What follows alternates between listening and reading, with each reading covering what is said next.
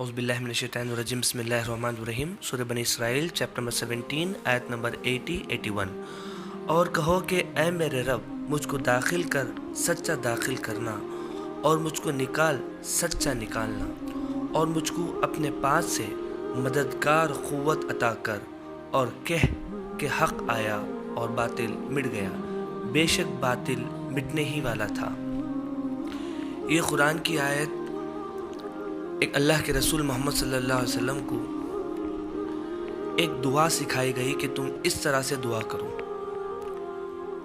जब अल्लाह के रसूल मोहम्मद सल्लल्लाहु अलैहि वसल्लम मक्के में थे, जब इन्होंने इस्लाम के बारे में लोगों से कहना शुरू किया, तो जो मक्का के जो मुशरिकीन थे वो लोग अल्लाह के रसूल सल्लल्लाहु अलैहि वसल्लम के ख़िलाफ़ कई साजिशें की जो कि नाकाम हो गई। तो बाद में चल के जो अबू तालिब थे, जो उनके चचा, उनके पास आके कहने लगे कि आप ये मोहम्मद को कहिए सल्लल्लाहु अलैहि वसल्लम कि जो चाहे ले लें, जितना चाहे ले लें, यानी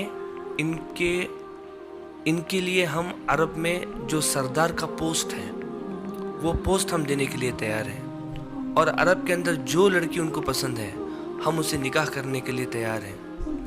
इसी तरह से जितना भी माल चाहिए हम देने के लिए तैयार हैं, मगर ये है कि जो इस्लाम का जो दावत आप दे रहे हो, जो हम पत्थर की जो पूजा करते हैं, इसको जो इसके ख़िलाफ़ जो बात कर रहे हो इसको ना करना।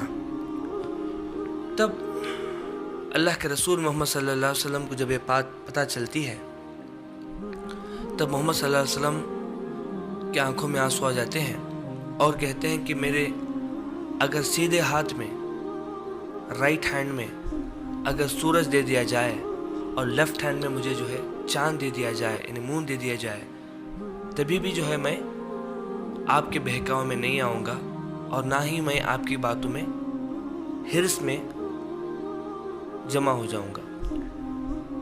तो अल्लाह के रसूल मोहम्मद सल्लल्लाहु अलैहि वसल्लम ने जितने भी ऑफ़र्स मक्का के मुशरिकीन की तरफ से आए हैं उसका इनकार किया। अल्लाह के रसूल सल्लल्लाहु अलैहि वसल्लम ने कोई भी ऑफ़र को नहीं माना, बल मुक़ाबिल जो अल्लाह का हुक्म था वो हुक्म करते गए। जब मोहम्मद सल्लल्लाहु अलैहि वसल्लम को और तकलीफ़ें आने लगी, तो ख़ुद मोहम्मद सल्लल्लाहु अलैहि वसल्लम को अल्लाह ने दुआ बताई कि देखो कि तुम इस तरह से दुआ करना। ये अभी मैं कुरान की आयत पढ़ता हूँ, बात इंशाल्लाह और समझ में आएगी।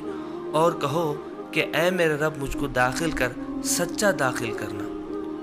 यहाँ तक कि जो मक्का ही नहीं बल्कि मदीना और पूरी दुनिया के अंदर जो भी इस्लाम पहुँचा है वो बिल्कुल सच्चाई के साथ पहुँचा है, क्योंकि जो इस्लाम का जो मैसेज है वो बिल्कुल सच्चा है। इसके अंदर किसी भी किस्म की झूठ नहीं है, दगाबाजी नहीं है, किसी भी किस्म की मैनिपुलेशन नहीं है, बल्कि ये बिल्कुल दीन सच्चा है, क्योंकि ख़ुद मोहम्मद सल्लल्लाहु अलैहि वसल्लम जो थे वो सच्चे थे।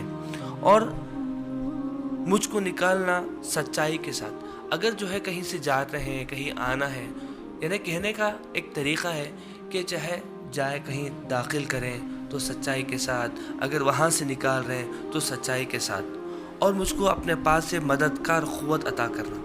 ये लोग मुझे डराते हैं, धमकाते हैं कि हम तुम्हें मार देंगे, कभी जो है जान की जो है लालच के तौर पर ये लोग जो है डराते धमकाते हैं, कभी माल के ज़रिए से, कभी ओहदा के ज़रिए से। तो अल्लाह सुब्हाना व तआला से मोहम्मद सल्लल्लाहु अलैहि वसल्लम मदद पूछते हैं कि मुझको अपने पास से मददगार क़ुव्वत अता कर, और कह के हक़ आया और बातिल मिट गया।